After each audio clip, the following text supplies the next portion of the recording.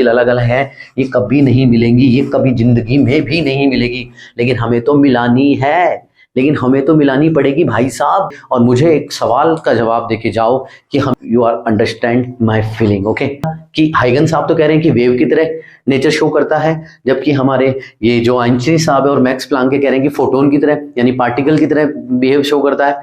तो बच्चों ये पूरी चीज रामायण लिखोगे तब जाकर के आपको नंबर मिलेंगे। इलेक्ट्रिकल एनर्जी होती है, ये इलेक्ट्रिकल एनर्जी जब फिलामेंट के अंदर जाती है तो हीट एनर्जी बनती है। ये हम उसे जबरदस्ती मीट करा रहे होंगे, वो मीट होना नहीं चाह रही होगी, वो कहीं इधर उधर ही जा रही होगी। और अगर शुरुआत से लेक्चर पूरा देखा है, गारंटी है कि इस लेक्चर में मजा आया होगा। और अगले चैप्टर में हम सबसे पहले आप मुझे ये बताओ, चैप्टर की शुरुआत में मैंने क्वेश्चन पूछता हूं कि ये बताओ कि लाइट का नेचर कैसा होता है। लाइट का नेचर कैसा होता है, किसी को पता है तो कमेंट बॉक्स में कमेंट करके बताओ, है ना। नहीं तो मैं आपको बताता हूं बच्चों कि लाइट का नेचर कैसा होता है। इस चीज को जानने के लिए आपको एक कहानी के रूप में पूरी चीज में क्रिस्टल क्लियर कर दूंगा, ठीक है ना। ज्यादा समय नहीं लेंगे हम आपका, 5 मिनट में आपको एक थ्योरी समझा दूंगा, आपको अच्छे से समझ में आ जाएगी कि लाइट का नेचर कैसा होता है, क्योंकि ये जानना बहुत जरूरी है। तो बच्चों क्या हुआ, 5 साल मतलब 500 ईयर्स अगो, 500 साल पहले एक थ्योरी दी। किसने दी बच्चों? हमारे न्यूटन साहब ने। तो न्यूटन साहब को तो सब जानते ही हैं, है ना। तो न्यूटन साहब ने क्या कहा कि लाइट का जो सोर्स होता है, लाइट का जो सोर्स होता है, वहां से जो लाइट निकलती है, उन्होंने बोला कि वो किसके रूप में निकलती है, वो पार्टिकल के रूप में बाहर निकलती है। कैसे निकलती है? वो पार्टिकल के रूप में बाहर निकलती है। और उन्होंने इस पार्टिकल का नाम दिया कॉर्पस्कल्स। क्या नाम दिया? कॉर्पस्कल्स। और ये आपको याद नहीं करना है, सिर्फ जानकारी के लिए बता रहा हूं। ये कॉर्पस्कल्स नाम दिया, उन्होंने बोला कि ये एक पार्टिकल है, इस पार्टिकल का नाम है। और ये थ्योरी किसने दी मेरे बच्चों? ये थ्योरी हमारी दी थी किसने? न्यूटन साहब ने दी थी, ठीक है, न्यूटन साहब ने दी थी। लेकिन कुछ दिनों तक तो ये थ्योरी चली, लेकिन कुछ साइंटिस्ट और थे, क्योंकि आपको पता है रिसर्च एंड डेवलपमेंट चलती रहती है, तो कुछ साइंटिस्ट और थे, उन्होंने रिसर्च कर रहे थे। तो रिसर्च करते करते करते एक साइंटिस्ट का नाम हमारे सामने आता है, वो है हाइगन साहब। हाइगन साहब ने क्या कहा बच्चों? एक और न्यूटन के बाद में एक और आ जाते हैं हाइगन साहब। हाइगन साहब आ जाते हैं, ठीक है सर, हाइगन साहब। तो इन हाइगन साहब ने थ्योरी दी, इन्होंने बोला कि ये पार्टिकल नहीं, इन्होंने बोला कि ये पार्टिकल नहीं, ये पार्टिकल नहीं बल्कि वेव के रूप में शो अपना नेचर शो करता है, वेव के रूप में नेचर शो करता है। इन्होंने कौन सी वेव बताया बच्चों? इन्होंने बताया इलेक्ट्रोमैग्नेटिक वेव। कौन सी वेव? इलेक्ट्रोमैग्नेटिक। सिर्फ नाम ध्यान रखना है, मतलब आपको ध्यान नहीं रखना है, सिर्फ मैं बता रहा हूं कि कैसे चला, है ना, आपको कुछ भी याद नहीं रखना है। उन्होंने बताया कि ये वेव के रूप में होता है इलेक्ट्रोमैग्नेटिक वेव। क्यों? क्योंकि उन्होंने कुछ प्रैक्टिकल किए इन इस लाइट से, और उन्होंने बताया कि जो वेव का जो नेचर होता है, वो नेचर ये लाइट शो करती है। तो उन्होंने ये प्रूफ कर दिया। तो न्यूटन की थ्योरी को डिसएग्री कर दिया गया कि कोई पार्टिकल नहीं होता है, कोई कॉर्पस्कल्स नहीं होता है, सिर्फ और इलेक्ट्रोमैग्नेटिक वेव होती है। हाइगन साहब की थ्योरी। तो बहुत सालों तक हाइगन साहब की थ्योरी पे ही काम चलता रहा, और हम मानते रहे कि लाइट का नेचर कैसा होता है? वेव नेचर होता है, ठीक है ना। जैसे जैसे समय बीतता है और बहुत सारे साइंटिस्ट उस पर काम करते हैं, लेकिन दो बड़े नाम के साइंटिस्टों ने मिलकर के कुछ और थ्योरी बताई। तो वो दो साइंटिस्ट कौन से? आप उसमें से एक आपका फेवरेट है, वो कौन है? तो हमारे कौन सा? आइंस्टीन। यस, आइंस्टीन साहब ने और हमारे साथ में कौन? Max Planck. इन दो साइंटिस्टों ने मिलकर के एक और प्रैक्टिकल कर दिया इनकी पैरेलल। और उन्होंने कौन सा प्रैक्टिकल किया? उस प्रैक्टिकल का नाम बता देता हूं मैं आप लोगों को, फोटो इलेक्ट्रिक इफेक्ट। कौन सा? फोटो इलेक्ट्रिक इफेक्ट नाम का उन्होंने एक प्रैक्टिकल किया। और ये प्रैक्टिकल करके उन्होंने प्रूफ कर दिया कि ये एक पार्टिकल ही है, ये एक पार्टिकल की तरह अपना नेचर प्रूफ करता है। और उस पार्टिकल का नाम इन्होंने क्या बताया? उन्होंने जो इसने कॉर्पस्कल्स बताया था, इसका नाम चेंज करके उन्होंने बताया कि ये पार्टिकल जो है, इस पार्टिकल को उन्होंने क्या नाम दिया? इस पार्टिकल को उन्होंने फोटोन नाम दिया। उन्होंने बताया कि फोटोन्स का एक पैकेट होता है, फोटोन यानी कि एनर्जी का एक पैकेट होता है, उसके रूप में फोटोन्स बाहर निकलते हैं, जिसको क्या कहा जाता है? क्वांटा का मतलब होता है packet of energy. Packet of energy, यानी कि जो भी लाइट है वो पैकेट ऑफ एनर्जी के रूप में बाहर निकल रही है। और उस फोटोन का नाम उन्होंने कॉर्पस्कल्स ना दे करके उन्होंने इसको, इस पार्टिकल का नाम उन्होंने क्या दे दिया, फोटोन दे दिया। और फोटोन को उन्होंने क्या कह दिया कि ये क्या है, एक पार्टिकल ये एक पार्टिकल की तरह बिहेव करता है, यानी कि इसका नेचर कैसा है, पार्टिकल नेचर है। तो अब हम बताएं, अब जब भी कोई भी चीज, अब हुआ क्या कि हाइगन साहब तो कह रहे हैं कि वेव की तरह नेचर शो करता है, जबकि हमारे ये जो आइंस्टीन साहब है और मैक्स प्लांक के कह रहे हैं कि फोटोन की तरह यानी पार्टिकल की तरह बिहेव शो करता है। तो बच्चों साइंटिस्टों का जो खेमा है वो दो खेमों में बट गया और उन्होंने ये कहा कि ये दोनों ही तरीके का नेचर शो करता है। तो वर्तमान में क्या कहा जाता है, वर्तमान में क्या थ्योरी मानी सभी साइंटिस्टों ने मिलकर के कि ये दोनों नेचर शो करता है, कभी वेव का नेचर शो करता है तो कभी पार्टिकल का नेचर शो करता है। तो कभी भी आपसे कोई पूछे सिर्फ इतना सा ध्यान रखना है कि लाइट का नेचर कैसा होता है बच्चों, लाइट का नेचर होता है कभी वो वेव की तरह बिहेव करता है जिसको कहते हैं इलेक्ट्रोमैग्नेटिक वेव, और कभी किसकी तरह बिहेव करता है, वो पार्टिकल की तरह बिहेव करता है, उसको क्या कहते हैं, वो उसका नाम क्या है, उस पार्टिकल का नाम है फोटोन। बस आपको इतना सा ध्यान रखना है, ये चीज आपको बतानी थी, लेकिन इसका बैकग्राउंड आपको पता होना चाहिए। आई होप कि आपको यहाँ तक ये चीज समझ में आई होगी। अब इसके आगे की चीज की हम बात करते हैं, मैं इसको रब कर देता हूँ, ठीक है, और अगर समझ में आ गई है तो लिख दो यस सर, ओके, ठीक है। चलो तो बच्चों अब हम बात करते हैं कि लाइट की डेफिनेशन क्या होती है, फिर हम लाइट की डेफिनेशन की बात करते हैं। कभी कभी क्लास 10th में डेफिनेशन पूछ लेते हैं, तो डेफिनेशन एकदम सिंपल ध्यान रखेंगे और इसके बारे में बता दूंगा लाइट के बारे में क्या क्या है। तो बच्चों लाइट क्या है, हमने अभी भी बात चर्चा की कि लाइट डुअल नेचर शो करती है, एक पार्टिकल और वेव यानी दोनों ही क्या है, एनर्जी का फॉर्म है, यानी कि लाइट क्या है, एक एनर्जी का फॉर्म है जिसकी वजह से हम हमारे चारों तरफ की चीजों को देख पाते हैं। एक लाइट एक ऐसी चीज है जिसकी वजह से हम सभी चीजों को देख पाते हैं। अगर यहाँ पर लाइट का सोर्स नहीं होता तो मैं अपने चारों तरफ की जितनी भी चीजें हैं उसे नहीं देख पाता।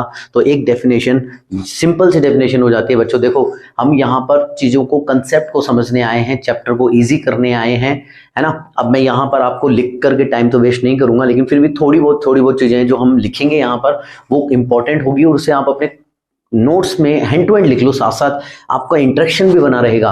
और हम ये चीजें क्यों बता रहे हैं, इसलिए बता रहे हैं क्योंकि आगे की जितनी भी चीजें हैं वो इनसे रिलेटेड है। जब तक ये बेसिक चीजें समझ में नहीं आएगी, क्योंकि कोई नहीं बताने वाला इतनी आसानी से आपको, तभी जाकर के चैप्टर आपको समझ में आएगा। I hope you are understand my feeling. Okay चलो, तो बच्चों हम कह सकते हैं it is a form of energy.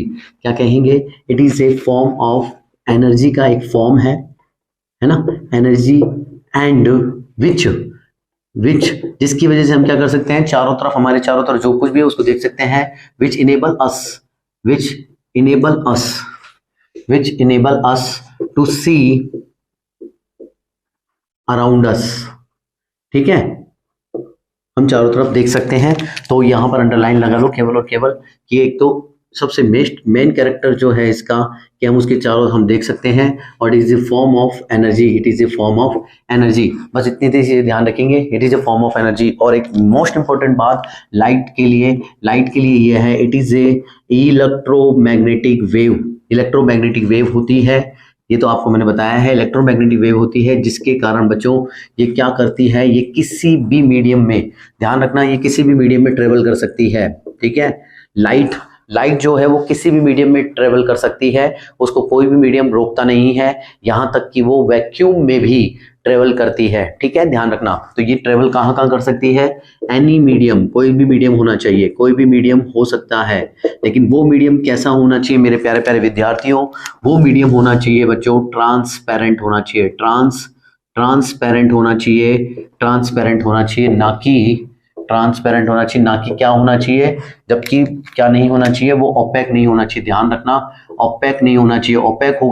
OPEC होगा तो वहां पर क्या हो जाएगा, रिफ्लेक्शन होगा, जिसकी बात हम आगे करेंगे, तो वहां पर रिफ्लेक्शन हो जाएगा। इसलिए ट्रांसपेरेंट मीडियम होना चाहिए, कैसा भी मीडियम होना चाहिए, ठीक है ना। और ये ट्रेवल कहां पर करती है, मीडियम का मतलब जहां पर पार्टिकल्स होते हैं वहां पर ये ट्रेवल करती है, जबकि ये ट्रेवल कहां पर कर सकती है, ये वैक्यूम में भी ट्रेवल कर सकती है, और वैक्यूम में जो ये ट्रेवल करती है कांस्टेंट स्पीड से ट्रेवल करती है, जिसको आपको याद रखना है, उसे कैपिटल सी से डिनोट करते हैं, कैपिटल सी से डिनोट करते हैं, जिसका मान होता है 3 × 10⁸ मीटर पर सेकेंड। तो ये याद करना है आपको, ये छोटी छोटी बातें हैं जो आपको ध्यान में होनी चाहिए। छोटा सा नोट्स आप बना लो, साथ में छोटे नोट्स बना लो, आपको ये चीजें याद हो जानी चाहिए, ठीक है ना। अब नेक्स्ट प्रॉपर्टी क्या है, नेक्स्ट प्रॉपर्टी है मेरे बच्चों, तो नेक्स्ट हम क्या देखेंगे, नेक्स्ट हम देखेंगे टाइप्स ऑफ ऑब्जेक्ट।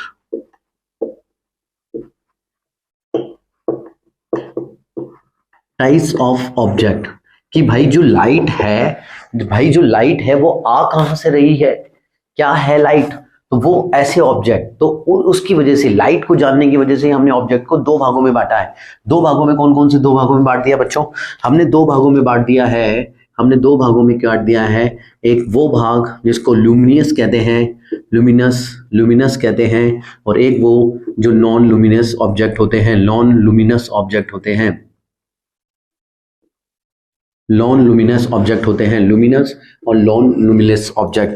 तो लुमिनस ऑब्जेक्ट किसको कहते हैं बच्चों, लुमिनस ऑब्जेक्ट उनको कहते हैं जो अपनी एनर्जी को लाइट की फॉर्म में बाहर निकालते हैं, जो अपनी एनर्जी को लाइट की फॉर्म में बाहर निकालते हैं, या कह सकते हैं दूसरे शब्दों में कि लुमिनस ऑब्जेक्ट वो ऑब्जेक्ट होते हैं जिनके पास अपनी खुद की लाइट होती है, जिनके पास खुद की अपनी लाइट होती है। जबकि नॉन लुमिनस ऑब्जेक्ट वह ऑब्जेक्ट होते हैं जिनके पास में अपनी खुद की लाइट नहीं होती, यानी जो अपनी एनर्जी को लाइट की फॉर्म में बाहर नहीं निकाल सकते हैं, उन्हें नॉन लुमिनस ऑब्जेक्ट कहते हैं। एग्जांपल के लिए लुमिनस ऑब्जेक्ट मान लेते हैं कि लुमिनस ऑब्जेक्ट में आपको समझा देता हूं कि मान लो बल्ब है, तो कैसे अपनी एनर्जी का यूज करते हैं।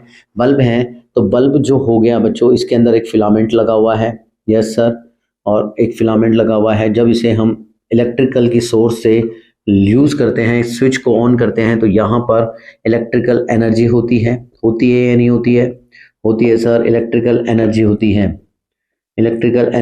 है, ये इलेक्ट्रिकल एनर्जी जब फिलामेंट के अंदर जाती है तो हीट एनर्जी बनती है, इलेक्ट्रिकल एनर्जी चेंज हो जाती है हीट एनर्जी में, बोलो होता है नहीं होता है, हीट एनर्जी में होता है। और जब बहुत ज्यादा हीट हो जाती है तो ये किसके रूप में बाहर आती है बच्चों, ये एक लाइट के रूप में बाहर आती है। बल्ब ग्लो करने लगता है और लाइट के रूप में बाहर आता है, तो उस लाइट के रूप में बाहर आता है और ये लाइट के रूप में बाहर आती है।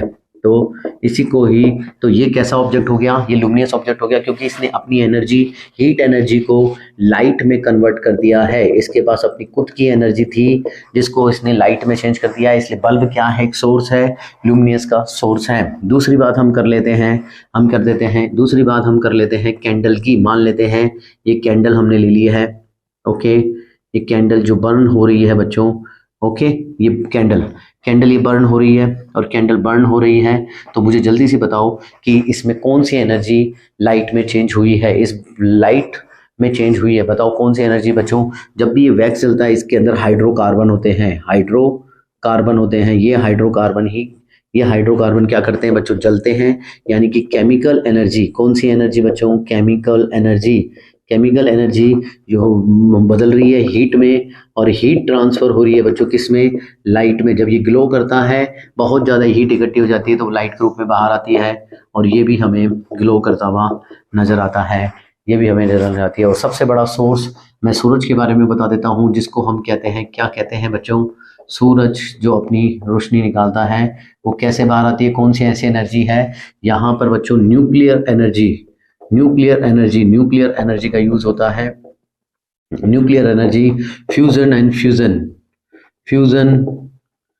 फिजन रिएक्शन चलती रहती है, इसमें फ्यूजन एंड फ्यूजन रिएक्शन चलती रहती है, जिसके कारण ये लाइट की सोर्स लाइट के रूप में बाहर आती है, लाइट के रूप में बाहर आता है। ये कहाँ बाहर आता है, लाइट के रूप में बाहर आता है। कैसे बाहर आता है बच्चों, लाइट के रूप में बाहर आता है, तो यही लाइट के रूप में बाहर आती है। तो ये लुमिनस, और ये सबसे बड़ा सोर्स है, क्योंकि लगातार ये क्रिया होती रहती है इसके अंदर, इसलिए सबसे बड़ा एनर्जी लाइट का सोर्स क्या माना जाता है, सूरज माना जाता है, और ये दूर तक ट्रेवल करती हुई आती है यहाँ पर रोशनी। तो ये सब लुमिनस के सोर्स हैं। और नॉन लुमिनस के बारे में बता देता हूँ बच्चों। नॉन लुमिनस वह होते हैं, जैसे मान लो अपने चारों तरफ क्या क्या चीजें बता दूं, कि मान लो नॉन लुमिनस हो गया कि मेरे सामने ये टेबल रखी हुई है, मेरे सामने कैमरा रखा हुआ है, मेरे सामने ये माइक रखा हुआ है, ये सब नॉन लुमिनियस है, यानी कि और मैं खुद हम सब क्या है, एक ओपेक है। हमसे लाइट टकराती है और टकरा करके वापस चली जाती है, तो हमें ओपेक हैं, हम ओपेक ऑब्जेक्ट हैं, हम ओपेक हैं, नॉन लुमिनियस हैं, जो अपनी एनर्जी को कहीं नहीं करते हैं, ठीक है। लेकिन आपको एक और चीज़ बता देता हूँ जानकारी के लिए कि नॉन लुमिनियस ऑब्जेक्ट तभी हमें दिखाई देंगे, नॉन लुमिनियस ऑब्जेक्ट को देखने के लिए कोई ना कोई लुमिनियस ऑब्जेक्ट का होना जरूरी है, एटलीस्ट वन लुमिनियस ऑब्जेक्ट होना जरूरी है नॉन लुमिनियस को देखने के लिए। लुमिनियस तो खुद अपने आप नजर आ जाएंगे क्योंकि इनके पास खुद की एनर्जी होती है। नॉन लुमिनियस जो होते हैं उनको देखने के लिए लुमिनियस ऑब्जेक्ट का होना जरूरी है। कहने का मेरा मतलब कि अगर मैं यहाँ पर दिखाई दे रहा हूँ या फिर मुझे कुर्सी दिखाई दे रही है, मुझे कोई भी ऐसी चीज जो नॉन लुमिनियस हो अगर दिखाई दे रहे हैं, तो वहां पर हमारे पास एक लाइट का, यहाँ आसपास मेरे कोई ना कोई एक लाइट का सोर्स होगा जो जल रहा होगा, तभी मुझे नॉन लुमिनियस दिखाई देगा। इतनी बात को नोट करेंगे, कॉपी में इतना सिंपल तरीके से बढ़ाएंगे और आगे बढ़ते चले जाएंगे तो हमें चैप्टर और आसानी से समझ में आ जाएगा। आई होप कि आपको ये चैप्टर समझ में आ रहा होगा। तो एक बार थम्स अप दे दीजिए, लाइक कर दीजिए और चैनल पर नए हो तो सब्सक्राइब करना बिल्कुल मत भूलिए। इसी तरह के क्वालिटी कंटेंट आपको मिलते रहेंगे एडू स्टडी टॉक्स की फैमिली पर, अखाड़े पर। मजा आ जाएगा, पढ़ाई का सिलसिला जारी रहेगा। तो अब हम हमारे मेन टॉपिक पर आते हैं। मेन टॉपिक है रिफ्लेक्शन ऑफ लाइट, ठीक है, रिफ्लेक्शन ऑफ लाइट। ओके, तो चलो सबसे पहले हम समझते हैं कि ये रिफ्लेक्शन होता क्या है। ये रिफ्लेक्शन होता क्या है, इसको समझो आप। सबसे पहले इसको समझो कि रिफ्लेक्शन होता क्या है। अब बच्चों इसको रटने की कोई जरूरत नहीं है, रिफ्लेक्शन मैं आपको बता देता हूं कि रिफ्लेक्शन क्या होता है ना। अब सुनो, जब भी रिफ्लेक्शन होगा वो ओपेक पर ही होगा। हमने बात की थी ना कि ट्रांसपेरेंट मीडियम होना चाहिए जहां पर आर पार निकल जाए, और जहां पर जो भी लाइट है वो आर पार निकल जाती है वहां पर रिफ्लेक्शन नहीं होगा। तो कैसी होनी चाहिए चीज, कैसा होना चाहिए मीडियम, यानी कि कैसा होना चाहिए हमारा जो सरफेस है वो ओपेक होना चाहिए, जिस पर वो लाइट आकर के गिरेगी, तो ओपेक होना चाहिए। पहली बात तो ये। तो बच्चों अब सुनो कि जब भी है ना, जब भी क्या होता है कि हमारा जो ओपेक सरफेस होता है, मान लो ये ओपेक है हमारी, मान लो ये सरफेस या जो भी चीज रखी हुई है वो ओपेक है, ये ओपेक है, तो हमारी जब भी लाइट आकर के गिरेगी, मान लो ये लाइट आकर के गिर रही है यहाँ पर, तो ये बाउंस बैक कर जाती है, यानी कि अपने पाथ से विचलित हो जाती है। इसी को ही हम क्या कहते हैं मेरे बच्चों, इसी को ही हम क्या कहते हैं, रिफ्लेक्शन कहते हैं। अब इसकी रिफ्लेक्शन की डेफिनेशन आपको याद करनी हो तो मैं आपको बताऊंगा कि this is a phenomena. This is a phenomena, किस चीज का फिनोमिना है, ये उस चीज का फिनोमिना है जहां पर जो लाइट रे है वो बाउंस बैक कर जा रही है। जब ये गिर रही है इस पर, किस पर गिर रही है, ध्यान रखो, इस वर्ड का नाम याद रखो, ओपेक। ओपेक होगा तभी क्या होगा, रिफ्लेक्शन होगा। तो हम क्या कहेंगे कि reflection is a phenomena, reflection is a phenomena of bounce back of light ray, bounce back of a light ray when it is strike on a opaque surface, when it is strike on a opaque surface। तो इसी को हम क्या कहते हैं, reflection कहते हैं। याद हो गया, किस पर लाइट आ रही है, ओपेक सरफेस पर गिर रही है और बाउंस बैक कर रही है, उसको हम रिफ्लेक्शन कहते हैं। ओके, दूसरी डेफिनेशन क्या है, दूसरा इसका फिनोमिना क्या है, दूसरा फिनोमिना क्या है बच्चों, ये फिनोमिना है कि इस लाइट रे के पाथ में विचलन हो गया है, इस लाइट रे के पाथ में चेंज हो गया है। ये सीधे जा रही थी लेकिन ये मुड़ गई है। तो ये किस कारण, ये कब पॉसिबल हुआ, ये कब पॉसिबल हुआ, जब इसका मीडियम चेंज नहीं हुआ। मीडियम मतलब ये जिस मीडियम में आ रही थी, मीडियम ए था, तो ये जाने वाली भी मीडियम ए में ही है, तो मीडियम में कोई परिवर्तन नहीं हुआ। इसी फिनोमिना को हम रिफ्लेक्शन कहते हैं, ठीक है। यानी कि मैं बता देता हूं कि reflection is a phenomena of change the path of light without changing any medium. तो आपको, आप इसकी डेफिनेशन को ऐसे लिख भी सकते हो, मैं लिख दूं अगर आपको चाहिए डेफिनेशन, तो मैं यहां लिख देता हूं कि बच्चों पहला फिनोमिना क्या है, it is a phenomena of, it is, जल्दी लिख देता हूं, it is a phenomena of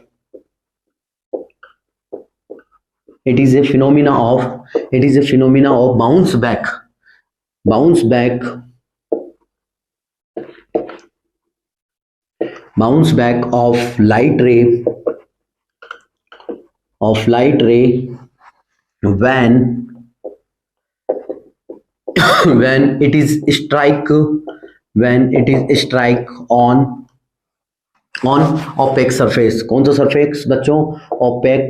opaque surface। Okay, opaque surface। बस इतनी सी बात याद रखनी है। यानी कि क्या याद रखना है कि बाउंस बैक का फिनोमिना है, बाउंस बैक होती है ये, और सरफेस कौन सी, जब कौन सी सरफेस पर गिरती है? opaque सरफेस पर गिरती है। बस याद नहीं रखना है, कुछ भी याद नहीं रखना है, बस समझना है और निकल जाना है। दूसरा फिनोमिना मैं आपको यहाँ लिख देता हूँ। It is a phenomena of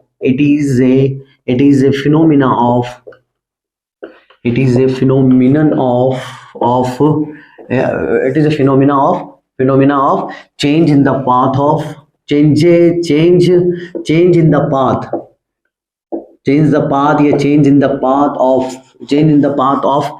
of light, change in the path of light without changes।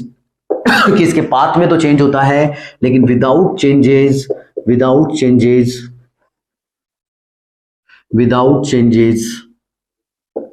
any medium change नहीं होता, मीडियम वही रहता है। ये मीडियम ए है तो रिफ्लेक्ट होने वाली सरफेस का भी मीडियम ए ही होगा। तो इसको हम क्या कहते हैं बच्चों? रिफ्लेक्शन कहते हैं। इतनी बात आपको समझ में आ गई तो दे दो थम्स अप, दे दो फटाफट। मजा आ गया? बोले सर यस सर। तो चलो अब हम क्या समझते हैं? अब हम समझते हैं कि रिफ्लेक्शन हमने समझ लिया कि ओपेक होना चाहिए और इसके पाथ में चेंज होता है, मीडियम चेंज नहीं होता है, उसे हम रिफ्लेक्शन कहते हैं। अब रिफ्लेक्शन के कुछ लॉज हैं, उस लॉज को हम समझ लेते हैं फटाफट। बहुत काम की चीजों को आप समझेंगे। चलो जल्दी से आ जाओ। तो अब हम देखने वाले हैं लॉज ऑफ रिफ्लेक्शन। तो इस लॉज ऑफ रिफ्लेक्शन को देख लेते हैं कि क्या कहता है लॉज ऑफ रिफ्लेक्शन। तो जल्दी से आ जाओ, लॉज ऑफ रिफ्लेक्शन। इसको भी याद करना नहीं है, इसको भी समझना है। इसको याद नहीं करना है, समझना है। मैं जो पढ़ा रहा हूँ वो सब समझने में आ जानी चाहिए चीजें, यहाँ पर समझने आते हैं अपन। अब लॉज ऑफ रिफ्लेक्शन की बात करते हैं। लॉज ऑफ रिफ्लेक्शन में दो चीजें हैं, मतलब ये लॉज मतलब ये होती है तो होती है, और कैसे होती है, क्या होती है, हम समझेंगे हर एक टर्म को। पहले मैं लिख देता हूँ कि लॉज ऑफ रिफ्लेक्शन क्या होता है। मैं बता देता हूँ आपको लॉज ऑफ रिफ्लेक्शन होता है। पहली बात क्या कहता है laws of reflection? Laws of reflection कहता है कि जो कहता है कि इंसिडेंट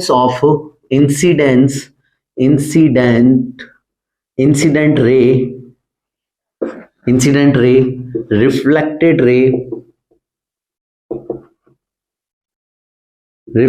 रे, इंसिडेंट रे को IR लिख देता हूं, IR और RR, reflected ray and normal, जिसको मैं N से डिनोट कर देता हूं, नॉर्मल शुड बी इन, क्या मैं लिख रहा हूं? Should be in same plane. ये क्या बला है क्या नहीं है हम समझेंगे। यहाँ बला सिर्फ एक ही है, ये सेम प्लेन में लाई करने चाहिए, बच्चों ये 3D का मामला है इसलिए मैं यहाँ पर शो नहीं कर पाऊंगा, लेकिन हल्की सी कोशिश अपन करते हैं कि एक सेम प्लेन पर लाई करनी चाहिए। मतलब ये इंसिडेंट रे RR और N एक सेम प्लेन पर लाई करनी चाहिए, ठीक है ना। प्लेन सेम होना चाहिए। मान लो ये मिरर है और इसके यहाँ पर मान लो एक मैं 90 डिग्री का एक प्लेन बना लेता हूँ, इसको चीरता हुआ।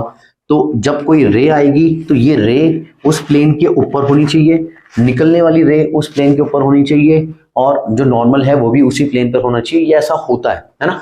प्लेन को 3D है तो 3D यहाँ नहीं समझा पाएंगे, बस ये चीज ध्यान रखेंगे कि ये चीज है और ऑलवेज ऐसी होती है। बस ये चीज आपको ध्यान रखनी है ना। ओके, अब दूसरा जो लॉ है अपन समझ सकते हैं उसको। दूसरा लॉ क्या कहता है? दूसरा लॉ कहता है कि इंसिडेंट एंगल ऑफ इंसिडेंट, बोल दो कि angle of incident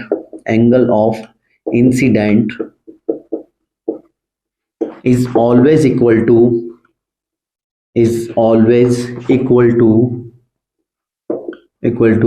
angle of reflection। Angle of incident को मैं कह सकता हूं एंगल I से, और एंगल ऑफ रिफ्लेक्शन को मैं डिनोट कर देता हूं एंगल R से, एंगल स्मॉल r से। तो ये लो क्या कह रहा है कि एंगल I यानी कि angle of incidence is equals to angle of reflection होता है, ठीक है। ये हो गया हमारी सेकंड चीज में ये कह रहा है। ओके। अब देखो ये होती क्या चीज है, ये होती क्या चीज है, मैं समझाता हूं आपको। होता क्या है कि हमारे पास एक सरफेस होती है जो कि कैसी होनी चाहिए बच्चों, जो कि ओपेक होनी चाहिए। तो हमने एक ओपेक सरफेस बना ली सर, ओके बना ली।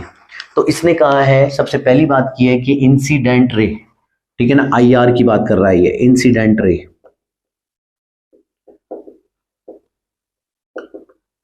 इंसिडेंट रे बोलते हैं। तो कोई भी सरफेस है उसके ऊपर कोई ना कोई रे आकर के गिरेगी कि नहीं गिरेगी, बिल्कुल गिरेगी सर। तो कोई भी रे को अपन गिरा देते हैं, जो गिरने वाली रे है उसे इंसिडेंट रे कहते हैं, ठीक है ना, इंसिडेंट रे कहते हैं, जो आके गिर रही है। जिस पॉइंट पर आकर गिरती है बच्चों, जिस पॉइंट पर आकर गिरती है उस पॉइंट को क्या कहते हैं, point of incident, point of incident, point of incident कह देते हैं। मान लो ये पॉइंट कैसा है, ये पॉइंट का नाम मैंने ए दे दिया। अब जो भी पॉइंट होता है पॉइंट्स ऑफ इंसिडेंट, यानी कि इस पर जो रे गिरी है, इस सरफेस पर जिस पॉइंट पर रे गिरी है वहां पर हम 90 डिग्री का परपेंडिकुलर खींचेंगे, परपेंडिकुलर खींचेंगे, यहाँ पे 90 डिग्री बना देंगे इस सरफेस से। इस सरफेस से 90 डिग्री बनाना है, सरफेस से 90 डिग्री बनाना है। तो इस सरफेस से इस पॉइंट पर 90 डिग्री बनाना है, तो मैंने ये बना दिया एक परपेंडिकुलर, मैंने खींच दिया। खींच दिया कि नहीं खींच दिया सर, खींच दिया, ओके ठीक है। अब दूसरी बात क्या है बच्चों, जब ये इंसिडेंट रे जब यहाँ पर गिरती है तो ये वापस से बाउंस बैक होती है। इस बाउंस बैक वाली कोई जो वापस चली जाती है रे, इसी को हम क्या कहते हैं, यानी कि रिफ्लेक्शन के द्वारा गई है, रिफ्लेक्टेड रे है, तो इसको हम रिफ्लेक्टेड रे कहते हैं, यानी कि हम क्या कह देंगे, आर आर। तो रिफ्लेक्टेड रे कह देंगे, यहाँ का नामकरण कर देता हूं, R R is equal to reflected ray, reflected ray, ध्यान में रखना ये रिफ्लेक्टेड रे हो गई। ओके चलो यहां तक समझ में आ गई। और जो मैंने इसको नॉर्मल खींचा है इसको मैं एन नाम दे देता हूं, दिस इज द नॉर्मल। और यहां पर एन क्या है बच्चों, एन क्या है, N is the normal to surface.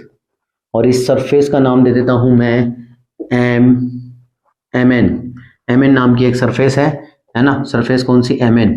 तो इसके ऊपर नॉर्मल खींचा है मैंने, इस सरफेस के ऊपर, जो कि क्या है, नॉर्मल क्या होता है, 90 डिग्री परपेंडिकुलर होता है, 90 डिग्री क्या होता है, परपेंडिकुलर होता है, टू द इस सरफेस के होता है। यहाँ तक कोई समझ में आई, बच्चों की तरह पढ़ेंगे, एक बार समझ में आ गई बेसिक चीजें तो आपको कभी भी कोई दिक्कत नहीं होने वाली है। अब बात करते हैं कि angle of incident.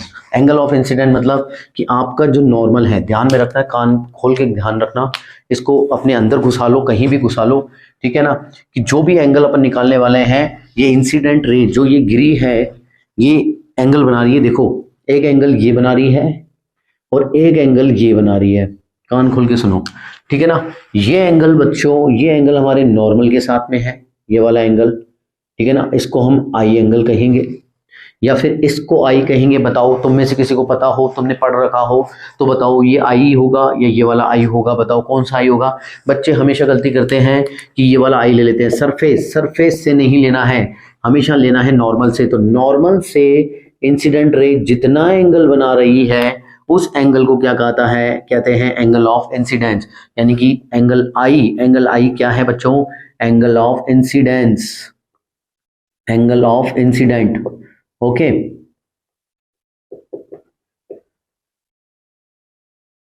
Angle of incident, ठीक है। और जो ये लौट करके वापस जा रही है तो ये लौटने वाली रेज भी दो तरीके के एंगल बना रही है, एक यहाँ और एक यहाँ। तो सरफेस से नहीं लेना है, यानी कि ये एंगल भी नहीं लेना है और ये जो हमने बोला था ये वाला एंगल भी नहीं लेना है, नॉर्मल से लेना है। तो नॉर्मल से बना रही है तो आर एंगल बना रही है, तो इस एंगल आर को भी, एंगल आर को क्या लिखेंगे, angle of reflection, angle of reflection कह देंगे इसको, हम क्या कह देंगे, एंगल ऑफ रिफ्लेक्शन कह देंगे। बहुत तेज गर्मी हो रही है यार, पसीने हो गया हूँ, थोड़ा सा मेहनत लग रही हो, अच्छी लग रही हो तो प्लीज लाइक जरूर करें, मजा आ जाएगा मेरे को भी।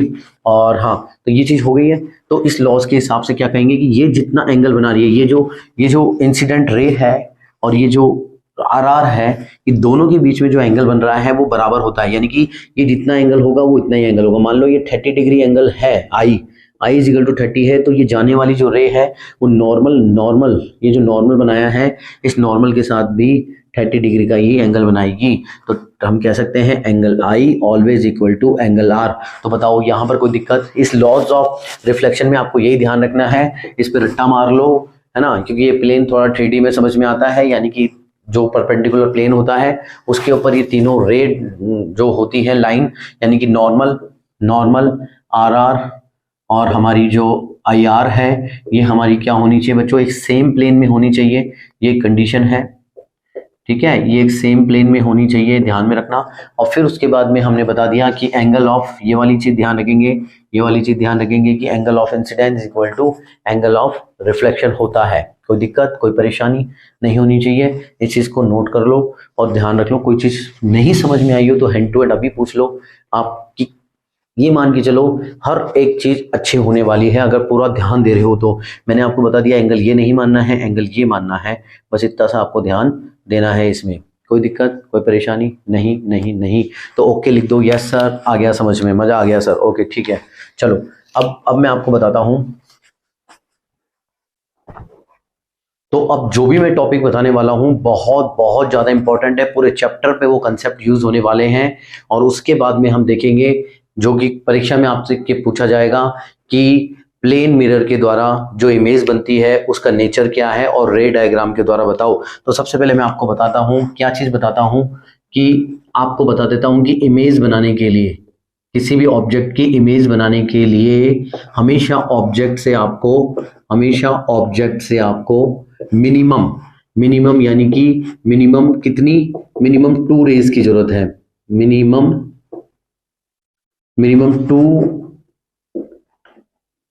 2 रेज निकालोगे आप, मिनिमम 2 रेज निकालेंगे, है ना। अब बताओ कैसे, कि जो भी ऑब्जेक्ट होता है बच्चों, जो भी ऑब्जेक्ट होता है उससे इनफाइनाइट रेज निकलती है, लेकिन हमें इतना टाइम थोड़ी ना है कि हम इनफाइनाइट रेज के द्वारा हम इमेजेस फॉर्म करें। हम केवल केवल दो रेज हम निकालेंगे हमारे ऑब्जेक्ट से। क्यों निकालेंगे 2? सर एक ज्यादा तो समझ में आ गया सर कि 3 नहीं लेंगे, 4 नहीं लेंगे, 2 से काम हो जाएगा, 2 ले लेंगे।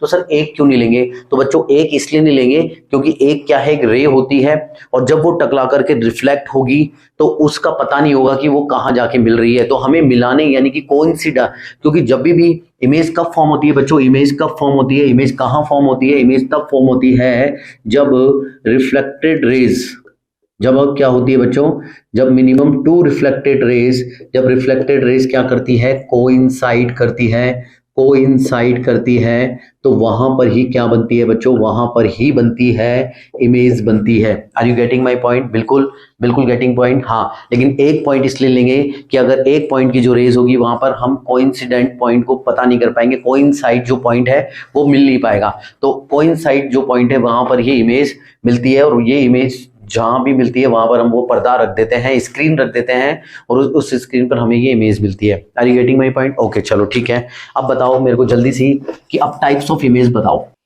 तो अब हम एक बहुत ही इंपॉर्टेंट चीज की बात कर रहे हैं जिसको आपको पूरे चैप्टर में ध्यान रखना है, और वो क्या है,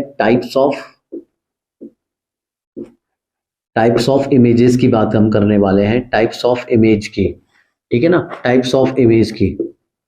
तो मैं आपको बताता हूं कि 2 तरीके की इमेजेस होंगी, ठीक है ना, 2 तरीके की इमेज होंगी जिनका अंतर हम यहीं देख लेंगे। एक होगी रियल इमेज और एक होगी वर्चुअल इमेज। रियल मतलब जो वाकई में ही अपने आप ही बन रही है वो रियल कहलाती है। वर्चुअल मतलब जो आभासी हो, हमें प्रतीत होता है कि ऐसा हो रहा है लेकिन एक्चुअल में वैसा नहीं हो रहा होता है, यानी कि जो नॉन रियल हो, जो रियल ना हो, ऐसी इमेजों को कहते हैं वर्चुअल इमेज कहने वाले हैं बच्चों। अब एक कंसेप्ट अपन समझेंगे। मान लो कि ये हमारा प्लेन मिरर है, मान लो हमारा कोई मिरर है, ठीक है ना। आपको पता है कि यहाँ पर कोई ऑब्जेक्ट रखा होता है, उसकी तस्वीर हमें इस वाले पर दिख रही होती है। तो ये जो जगह होती है ये फ्रंट ऑफ द मिरर कहलाती है। मिरर का फ्रंट हो गया जहां पर ऑब्जेक्ट देख रहा है, और जो पॉलिश सरफेस है उसके इधर वाली सरफेस कौन सी मानी जाएगी, ये बैक साइड मानी जाएगी, मिरर के बैक साइड में मानी जाएगी।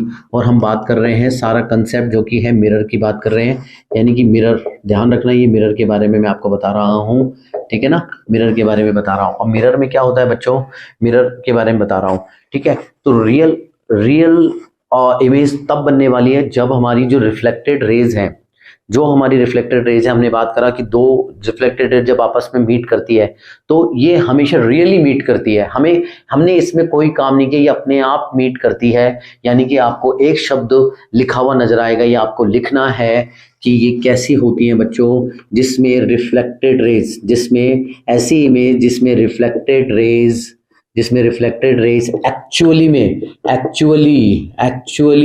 मीट्स करती हैं।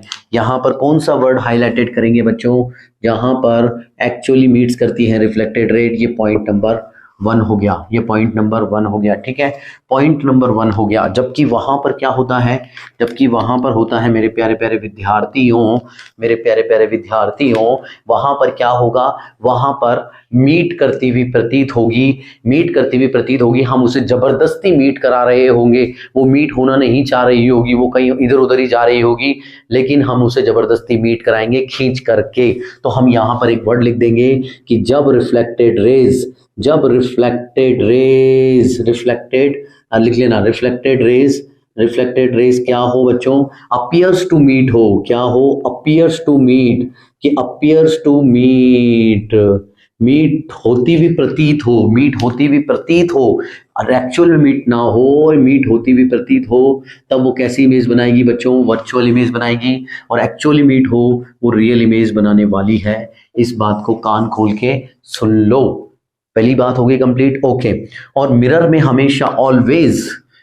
ऑलवेज क्या होता है बच्चों, मिरर में ऑलवेज जो रियल इमेज है वो फ्रंट साइड में बनती है, यानी कि यहां पर बनती है, और अपसाइड डाउन बनती है, ठीक है ना।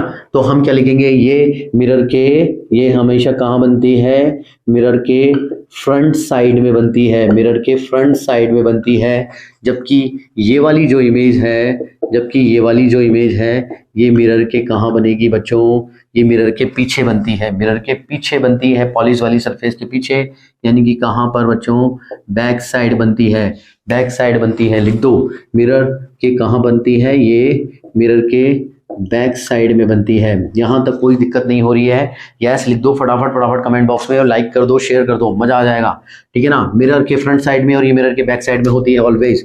और थर्ड पॉइंट क्या लिख सकते हैं हम, क्या लिख सकते हैं, जल्दी से बताओ। थर्ड पॉइंट हम लिख सकते हैं कि रियल इमेज हमेशा कैसी होती है, उल्टी बनती है, ठीक है ना, उल्टी बनने को क्या कहेंगे, इन्वर्टेड। इस वर्ड को हमेशा याद रख लेना कि इन्वर्टेड, रियल होगा तो इन्वर्टेड होगा तो रियल होगा, ये आपस में चिपक करके साथ चलने वाला है। इन्वर्टेड का मतलब होता है उल्टी, हमेशा उल्टी बनने की इमेज। अगर मैं मिरर के सामने खड़ा हो जाऊं, मतलब कोई सा भी ऐसा मिरर हो जिसके सामने मैं खड़ा हो जाऊं और रियल इमेज बन रही हो, तो अगर मेरा सर ऊपर है और पैर नीचे है तो मेरी इमेज कैसी बनेगी, पैर ऊपर हो जाएगा और सर नीचे हो जाएगा, उसको कहते हैं इन्वर्टेड। जबकि इसमें क्या होने वाला है वर्चुअल में बच्चों, वर्चुअल में कैसी बनेगी, सीधी इमेज बनेगी, जैसी इमेज है वैसी ही बनेगी, इरेक्ट इमेज बनेगी। कैसी बनेगी, इरेक्ट और वर्चुअल साथ में चलता है, करेक्ट से याद रख लो, इरेक्ट यानी एकदम सीधी बनेगी, जैसी है वैसी बनेगी, ओके, समझ में आ गई आपको, ठीक है ना, यानी कि एकदम सीधी इमेज बनेगी, ऐसी इमेज बनेगी। और इन्वर्टेड में कैसी बनेगी, इन्वर्टेड में उल्टी इमेज बनेगी, पैर ऊपर हो जाएगा, सर नीचे हो जाएगा, यहाँ पर सर ऊपर का ऊपर रहेगा और पैर नीचे का नीचे रहेगा, ये बात आपको ध्यान में रखनी है। और चौथी मोस्ट इंपॉर्टेंट बात आपको मैं बता देता हूँ, मोस्ट इंपॉर्टेंट बात रियल इमेज के लिए यह है कि रियल इमेज को बनाने के लिए, मतलब जहां पर वो बनेगी, यानी कि जहां पर दो रिफ्लेक्टेड रेज आपस में मीट करेगी, कोइंसाइड करेगी, वहां पर आपको स्क्रीन रखनी है, कोई भी पर्दा रखना है, किसी भी प्रकार की स्क्रीन रखनी है, यानी कि रियल इमेज को हमेशा स्क्रीन पर उतारा जाता है। इसके लिए स्क्रीन की नीड होती है, ओके, स्क्रीन की नीड होती है, जबकि वर्चुअल इमेज भाई साहब ये बनी नहीं रही, ये आभासी है, तो आपको कैसे स्क्रीन पर उतार लोगे, ये है ही नहीं, एग्जिस्ट ही नहीं करती है, सिर्फ हमें प्रतीत होती है ऐसी, तो इसे कहीं नहीं उतार पाएंगे भाई, रियल में तो कहीं नहीं उतार पाएंगे, इसलिए इसके लिए स्क्रीन की जरूरत नहीं होती है, ये हम देख कैसे पाते हैं, किसके थ्रू देख पाते हैं, कभी कभी हम लेंस के थ्रू देख पाते हैं, या फिर हम मिरर के आर पार, मिरर के पीछे देख पाते हैं, मिरर के थ्रू देख पाते हैं, या फिर मिरर के थ्रू ही देख पाते हैं, मिरर के पीछे ही देख पाते हैं, मिरर के अंदर ही देख पाते हैं, ठीक है, मिरर के थ्रू आपने अपना थोपड़ा सुबह सुबह देखा है किसी भी प्लेन मिरर के सामने, तो आपको आभासी प्रतिबिंब बनता है प्लेन मिरर में, जो कि अभी हम रेयर डायग्राम के द्वारा देखने वाले हैं। तो मिरर के पीछे बनती है वो इमेज, तो वो इमेज पीछे बन रही है बच्चों, मिरर में ही बन रही है, मिरर के थ्रू ही हम उसको देख रहे हैं। तो आभासी प्रतिबिंब को उतारने के लिए हमें किसी पर्दे की जरूरत नहीं होती है, जबकि इसके लिए पर्दे की जरूरत होती है। दोबारा रिपीट कर देता हूं मैं आपको, पहली बात तो मैंने आपको ये बताई है, इससे पहले ये बताइए मैंने आपको कि किसी भी इमेज को फॉर्म करने के लिए दो रिफ्लेक्टेड रेस की जरूरत है, दो रेस की जरूरत है, ताकि वो आपस में कोइंसाइड कर सके। और जहां पर दो रेस कोइंसाइड करेगी, मिनिमम 2 रेस चाहिए, और जहां पर कोइंसाइड करेगी वहीं पर इमेज बनने वाली है। दूसरी चीज बच्चों कि सर इमेज कितने प्रकार की बनती है? सर इमेज 2 प्रकार की होती है, एक रियल इमेज और एक वर्चुअल इमेज होती है। रियल इमेज हमेशा मिरर के फ्रंट साइड में बनेगी, यानी कि जो पॉलिश, यानी कि जो जहां पर अपनी रेज वगैरह टकरा रही है, इसको बोलते हैं रिफ्लेक्टिंग सरफेस, यानी कि रिफ्लेक्टिंग सरफेस की तरफ बनेगी, की तरफ बनेगी, रिफ्लेक्टेड सरफेस बोल दो, कुछ भी, रिफ्लेक्टिंग सरफेस की तरफ बनेगी, तो उसको फ्रंट साइड में बनेगी, हमेशा कहाँ बनेगी? फ्रंट साइड में बनेगी। और जो वर्चुअल इमेज होगी वो बैक साइड में बनेगी, वो बैक साइड में बनेगी, ये फ्रंट साइड में बनेगी। और जो रिफ्लेक्टेड रेज है वो एक्चुअली मीट करेगी तो वो रियल इमेज बनाएगी। और अगर हम उन्हें जबरदस्ती खींच करके, पीछे की तरफ खींच करके, कैसे भी एक्सटेंड करके बनाएंगे तो वो कैसी बनाएगी? अपीयर्स टू मीट करेगी तो वर्चुअल इमेज बनाएंगे, और ये एक्चुअली मीट करेगी तो रियल इमेज बनाएगी। यहाँ तो कोई दिक्कत नहीं, ठीक है। और हमेशा रियल इमेज कैसी होती है बच्चों? उल्टी होती है। जैसे ऑब्जेक्ट रखा गया है, मान लो ऑब्जेक्ट का सर और पैर है, और तो उल्टी इमेज बनेगी, पैर ऊपर चला जाएगा, सर नीचे चला जाएगा, तो हमेशा इन्वर्टेड बनेगी। इन्वर्टेड हमेशा रियल होती है, रियल हमेशा इन्वर्टेड होती है। और इरेक्ट मतलब सीधी इमेज बनेगी, और सीधी इमेज हमेशा कैसी होती है? वर्चुअल, आभासी होती है, मतलब वो दिखती हुई प्रतीत होती है, ऐसा। और स्क्रीन की नीड होती है, रियल इमेज को हमेशा स्क्रीन पर उतारा जाता है, किसी पर्दे पर उतारा जाता है। जैसे सिनेमाघरों में जो हम मूवी देखते हैं उसको भी हम पर्दे पर ही देख पाते हैं, पर्दा नहीं हो तो हम देख ही नहीं पाएंगे उसको, ठीक है ना। ऐसे ही हम जो आभासी प्रतिबिंब होता है उसे हम देखने के लिए या तो किसी लेंस का यूज करते हैं, या फिर हम किसी उस मिरर, यानी कि जो मिरर है उस मिरर के थ्रू ही हम उसको देख पाते हैं। तो यहां तक आपको बात क्लियर हो गई है। अब इसके बाद में जो एग्जाम में पूछे जाने वाला टॉपिक है, जो अगला सवाल आएगा आपको क्वेश्चन के रूप में, वो मैं आपको बताता हूं। अब दिल थाम के बैठिएगा, बस 10-15 मिनट का और अपना लेक्चर बचा है, उसके बाद में सेकेंड लेक्चर आपका अगली बार आएगा। तब तक के लिए लाइक ठोक दो, चलो मजा आ जाएगा, आ जाओ। तो बच्चों अगला जो क्वेश्चन पूछा जाएगा एग्जाम में, कैसे पूछा जाएगा, वो आपको बोलेगा कि फॉर्मेशन ऑफ इमेज, वो बोलेगा कि आपको formation of image by plane mirror, जो प्लेन मिरर है उसके द्वारा इमेज का फॉर्मेशन कैसे होता है ये एक्सप्लेन करो। ये इंपॉर्टेंट है, नोट कर लो, ये मैं आपको क्वेश्चन के रूप में बता दिया है, ये इंपॉर्टेंट क्वेश्चन है, ठीक है ना, इंपॉर्टेंट क्वेश्चन है, formation of image by plane mirror. अब इसमें आपको बोलेगा कि रे डायग्राम बना करके बताओ, क्या बोलेगा?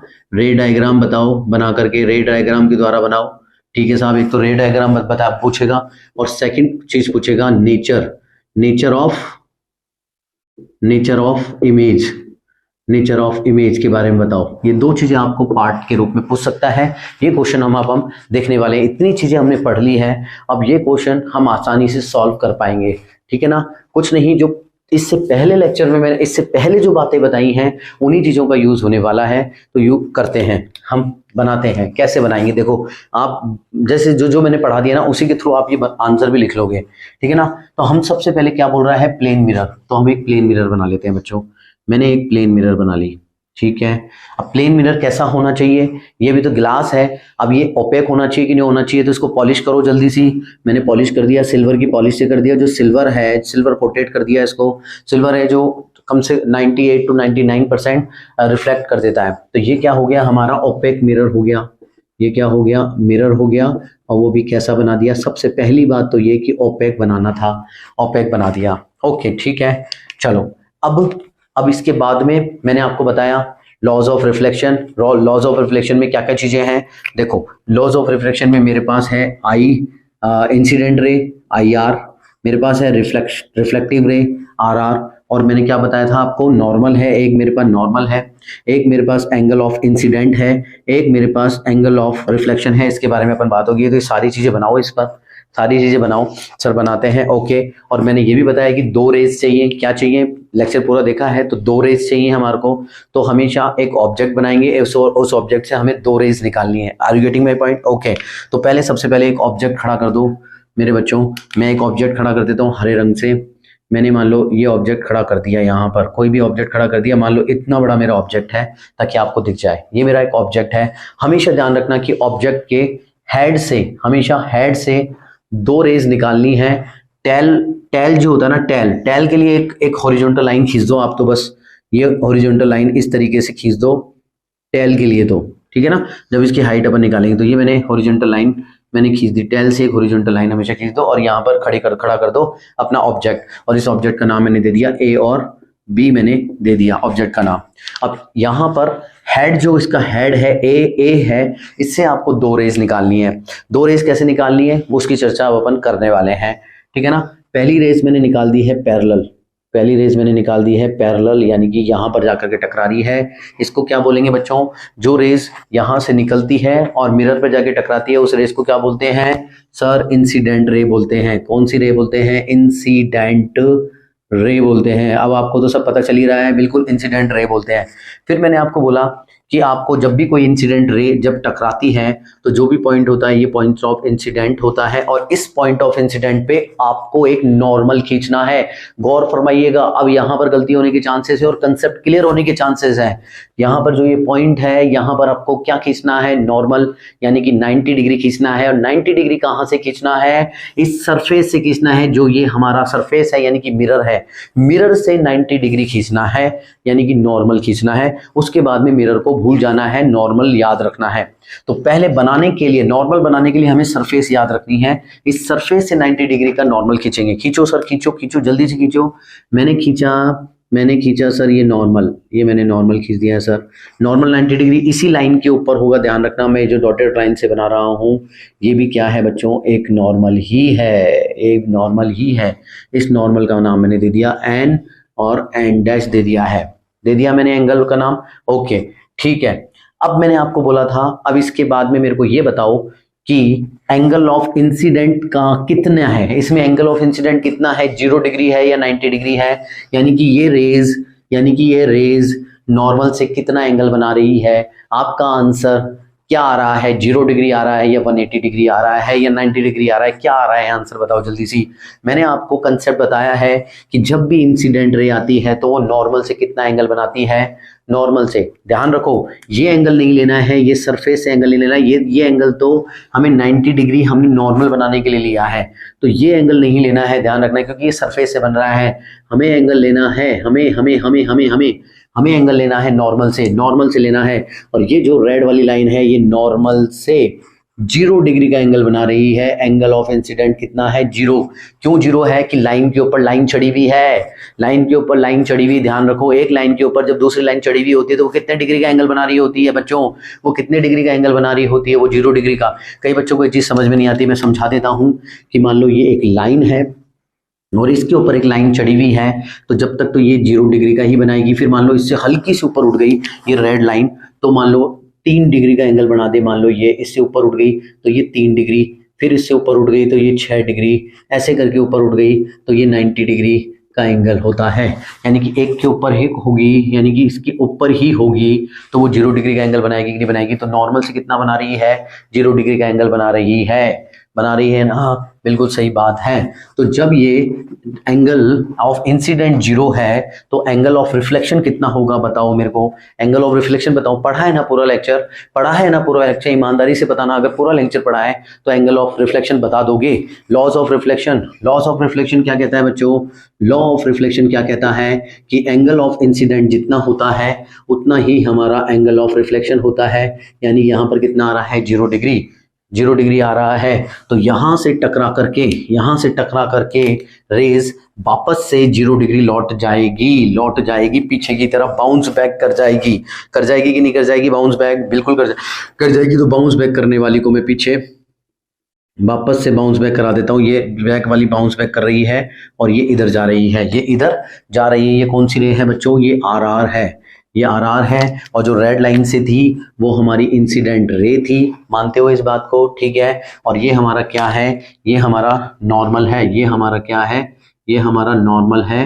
और ये नॉर्मल हमेशा सरफेस से होता है 90 डिग्री पर, परपेंडिकुलर होता है, ये परपेंडिकुलर होता है, मैं इतनी आसानी से बता रहा हूँ, परपेंडिकुलर होता है किससे, एम एन यानी कि हमारी इस सरफेस से, हमारी इस सरफेस से होता है ना, हमारी इस सरफेस से होता है, मान गए, ठीक है। चलो अब बचा क्या, हमने इंसिडेंट रे की बात कर ली, ये 0 डिग्री है, ये हमने बात कर ली, इसकी भी बात कर ली, हमने नॉर्मल भी खींच लिया, हमने आर आर की भी बात कर ली, और हमने इंसिडेंट रे की भी बात कर ली। तो एक रे हमारी कंप्लीट हो गई, लेकिन दूसरी रे हमें चाहिए। अब दूसरी रे को हम एंगल पे गिराएंगे, ऑब्लिकली गिराएंगे। तो दूसरी रे में गिराने जा रहा हूँ, दूसरी रे में ग्रीन से गिरा देता हूँ, यहाँ पर भी ग्रीन से गिरा देता हूँ। मान लो मैंने यहाँ से गिरा दी, ठीक है ना। तो ये पॉइंट ऑफ कैसा बन गया, ये हमारा पॉइंट ऑफ इंसिडेंट बन गया। अब हम इस पॉइंट पर क्या बनाएंगे, हम इस पॉइंट पर क्या बनाएंगे, सरफेस से 90 डिग्री का एक 90 डिग्री पर एक नॉर्मल बनाएंगे। तो नॉर्मल बनाना ना भूलें, तो मैंने एक नॉर्मल बना दिया, यहाँ पर भी हमने एक नॉर्मल बना दिया जो कि सरफेस से 90 डिग्री का एंगल पर नॉर्मल होता है। और इस नॉर्मल का नाम मैंने दे दिया बच्चों, है ना, इस नॉर्मल का नाम मैंने एल और एल डैश दे दिया, मान लो, ठीक है ना, ये मान लो एल और एल डैश दे दिया। अब ये बताओ कि ये कितना एंगल, कौन सा एंगल सही है मेरे बच्चों, ये वाला एंगल गलत है, ये सरफेस के साथ में, तो ये नहीं लेंगे, पहली बात तो ये नहीं लेंगे नॉर्मल के साथ में। तो नॉर्मल के साथ में जो एंगल बन रहा है वो एंगल ऑफ इंसिडेंट है, ठीक है ना। इतना ही एंगल से रिफ्लेक्ट होगी, जितना ये एंगल है, मान लो ये 30 डिग्री है, एग्जाम्पल के लिए मैंने 30 डिग्री लिया, तो जो रिफ्लेक्टेड रेज हैं, मान लो ये जो रिफ्लेक्टेड रेज हैं, हम यहाँ से जो रिफ्लेक्ट कराएंगे, ये जो रिफ्लेक्ट होने वाली जो रेज है बच्चों, ये भी कितनी होगी, इस एंगल के बराबर होगी आर। तो ये भी कितना होगा, 30 डिग्री, इस नॉर्मल से, कौन से, इस नॉर्मल से बच्चों, ध्यान रखना, इस नॉर्मल से आर भी उतना ही होगा, 30 डिग्री, आई जितना है उतना आर होगा। ये एक बार समझ गए तो कहीं दिक्कत नहीं आने वाली है, बिल्कुल सर यही होगा। और ये रिफ्लेक्टेड, ये कौन सी रिफ्लेक्टेड रेज हो गई, ये आर आर रिफ्लेक्टेड रेज हो गई, और ये इंसिडेंट रे थी, ये आई आर रिफ्लेक्ट, ये आई आर यानी कि इंसिडेंट रे हो गई। और ये पॉइंट बी पर आकर के पड़ रही है, ध्यान रखना, इसको हम पॉइंट ए दे देते हैं, ये ए पर आकर पड़ी थी, यहाँ पे नॉर्मल खींचा था हमने, ठीक है। तो चलो ये यहाँ से जा रही है, ये जाती ये यहाँ से जा रही है, तो ये हम ऐसे कर देते हैं, और इसको हम एरो बनाना ना, मतलब ये जा रही है यहाँ पर। अब मेरे को एक बात बताओ, कि दो रिफ्लेक्टेड रेज मिली है, मैंने बोला था कि दो रिफ्लेक्टेड रेज जहां भी मिलेगी वहां पर इमेज का फॉर्मेशन करेगी, या तो एक्चुअली मीट कर जाएगी, या तो अपने आप मीट कर जाएगी, या फिर उसे मीट करानी पड़ेगी, वो डिपेंड करता है कि इमेज कैसी बनेगी। अब मेरे को आप आओ मेरे साथ और मुझे बताओ कैसी इमेज बन रही है। दो रिफ्लेक्टेड रेज पकड़ो, एक रिफ्लेक्टेड रेज ये जो यहाँ से यहाँ जा रही है, और एक रिफ्लेक्टेड ये आर आर, देखो ये आर आर रिफ्लेक्टेड रेज, एक ये नंबर 1 दे देता हूँ, ये नंबर 2 दे देता हूँ।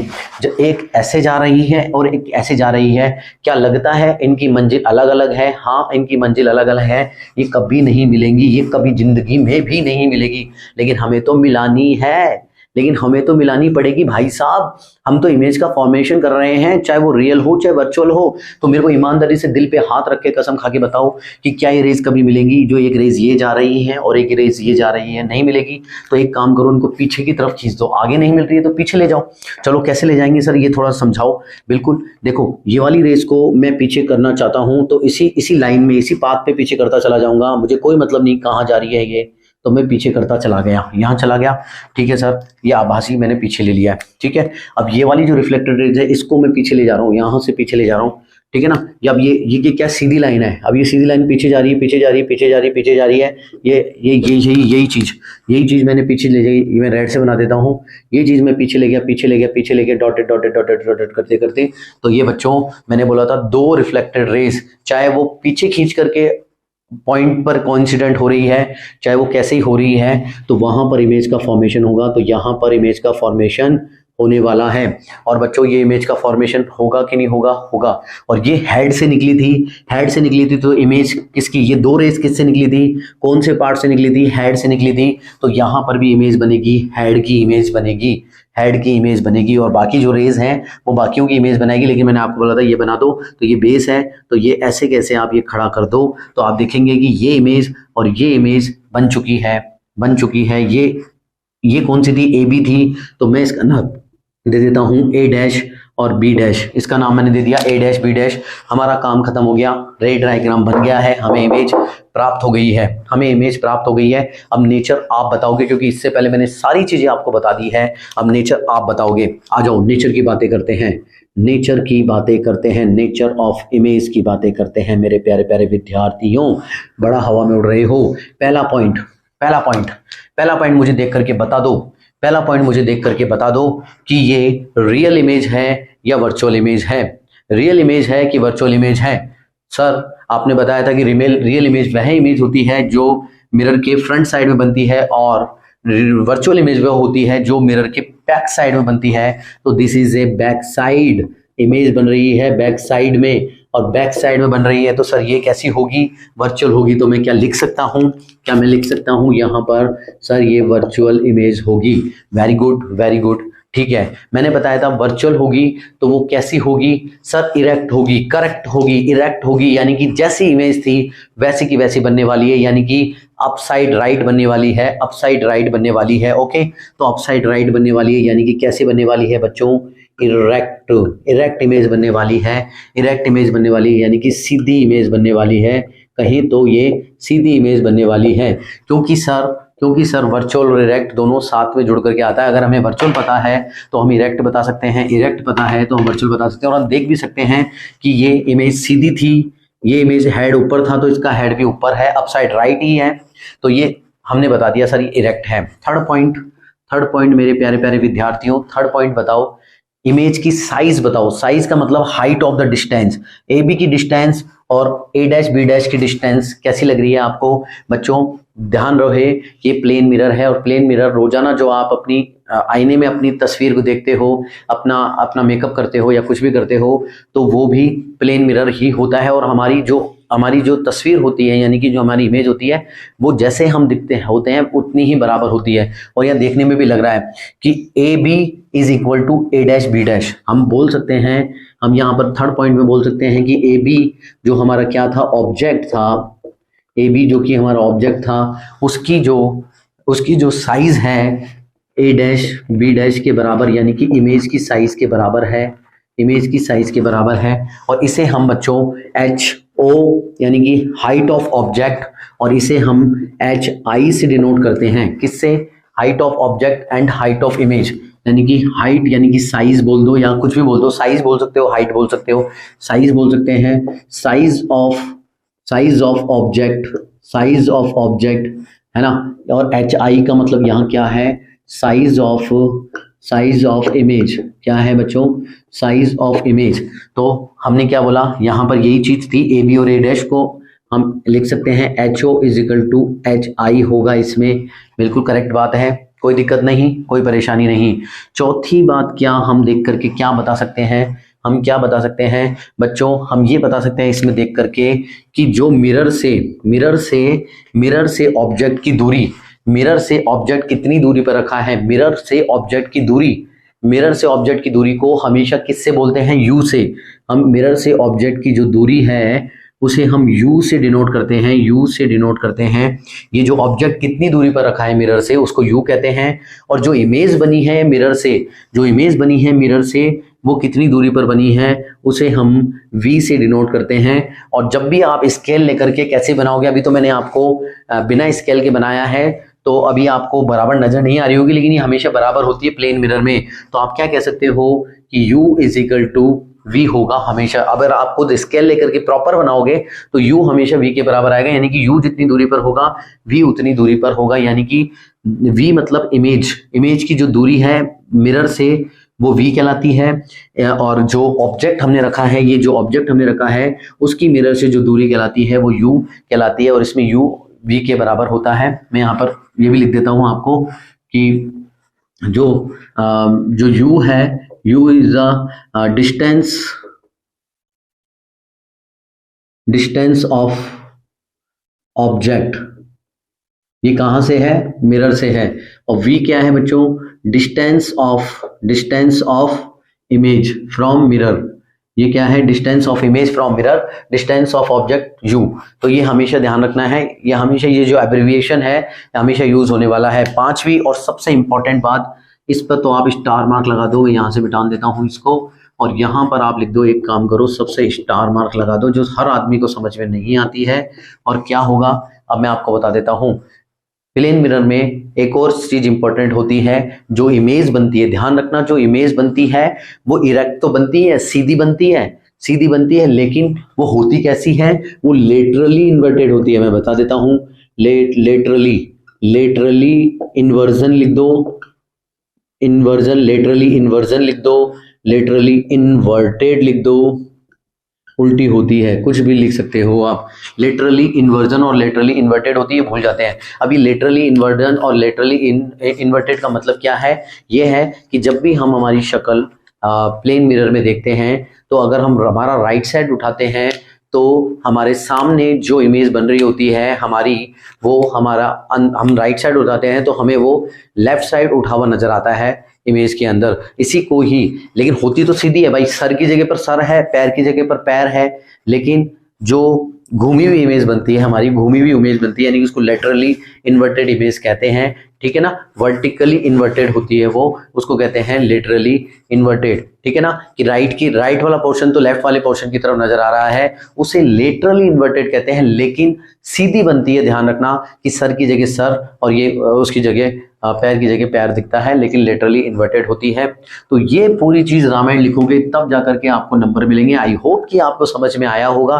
कहीं पर भी डाउट लगा है और अगर शुरुआत से लेक्चर पूरा देखा है, गारंटी है कि इस लेक्चर में मजा आया होगा।